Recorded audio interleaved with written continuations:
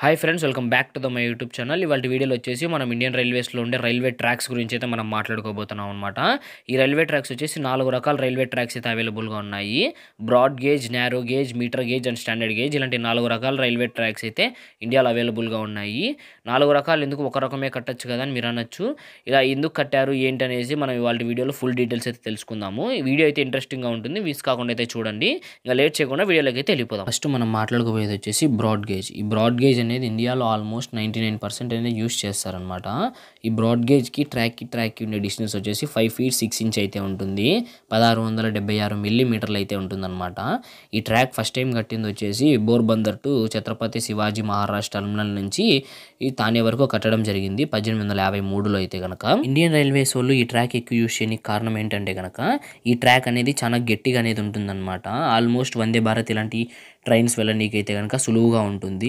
అదే కాకుండా యాక్సిడెంట్ ఇలాంటివి జరిగినప్పుడు క్రెయిన్ కొక్కలైన్ కనుక ఈ ట్రాక్స్ మీదకి ఎక్కి స్పీడ్గా అనేది యాక్సిడెంట్ జరిగే ప్లేస్కి అయితే రావడం జరుగుతుంది. ఇది మన ఇండియాలోనే కాకుండా ఆల్మోస్ట్ వేరే దేశాలలో కూడా యూస్ చేస్తున్నారు.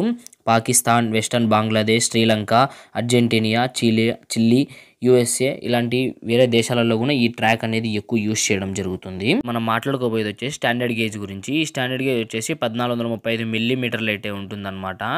4 feet 8 inch అయితే ఉంటుంది. ఇది ఎక్కువ ఢిల్లీ మెట్రోలలో, ట్రామ్స్లలో యూస్ చేస్తారనమాట ఎక్కువ దీన్ని. ఇప్పుడు ఈ రైల్వే ట్రాక్ గురించి హిస్టరీ అయితే తెలుసుకుందాము. 1829లో అయితే కనుక బ్రిటిష్ సంబంధించిన ఇంజనీర్ అయితే కనుక దీన్ని ఆవిష్కరించడం జరిగింది. ఆయన పేరు వచ్చేసి జాన్ స్టీవెన్సన్. దీని ఫస్ట్ లైన్ వచ్చేసి లివర్పూల్ మాన్చెస్టర్ లైన్. ఈ పదాన్ని నేను తప్పుగా వెలిగితే కనుక క్షమించండి, నాకు పలకనికి రావడం లేదు. ఈ రైల్వే ట్రాక్ ని ఇంట్రడ్యూస్ చేసింది వచ్చేసి 1845లో అయితే ఇంట్రడ్యూస్ చేయడం జరిగింది. బ్రిటిష్ పార్లమెంట్ వచ్చేసి 1846లో అయితే కనుక బిల్ పాస్ చేయడం జరిగింది అనమాట. స్టాండర్డ్ గేజ్ ని పొడిగిస్తూ బ్రిటన్ నుంచి యూరప్, యునైటెడ్ స్టేట్స్కి అయితే కనుక పంపించడం జరిగింది ఫస్ట్ టైము. ఇది మన ఇండియాలోనే కాకుండా వరల్డ్ వైడ్ అనేది యూస్ చేయడం జరుగుతుంది రైల్వే ట్రాక్ని. వరల్డ్ వైడ్ వచ్చేసి 55% అయితే ఉందన్నమాట ఈ రైల్వే ట్రాక్ని యూస్ చేయడము. ఇప్పుడు మనం మాట్లాడుకోబోయేది వచ్చేసి మీటర్ గేజ్. ఈ మీటర్ గేజ్ అనేది ట్రాఫిక్ తక్కువ ఉండే ఏరియాస్లలో, అలాగనే డెవలప్మెంట్ లేని ఏరియాస్లలో ఉంటుంది.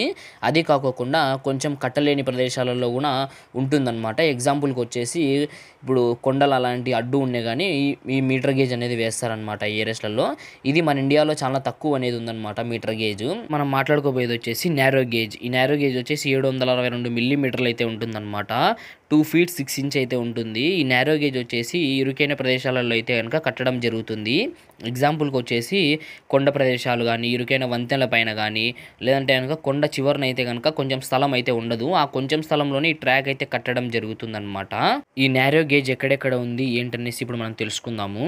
కల్కా Shimla railway, Darjeeling Himalayan railway, Matheran hill railway, Nilgiri mountain railway. ఇంతే ఫ్రెండ్స్ ఇవాళ వీడియోలో. ఈ వీడియో కోసం చాలా కష్టపడ్డాను అనమాట. ప్లీజ్ దయచేసి లైక్, షేర్ అండ్ సబ్స్క్రైబ్ మాత్రం కొట్టండి మర్చిపోకుండా. నన్ను అయితే సపోర్ట్ చేయండి. ఇంకొక ఇంట్రెస్టింగ్ వీడియోతో మళ్ళీ మేము ముందుంటాను. అంతవరకు బాయ్ బాయ్.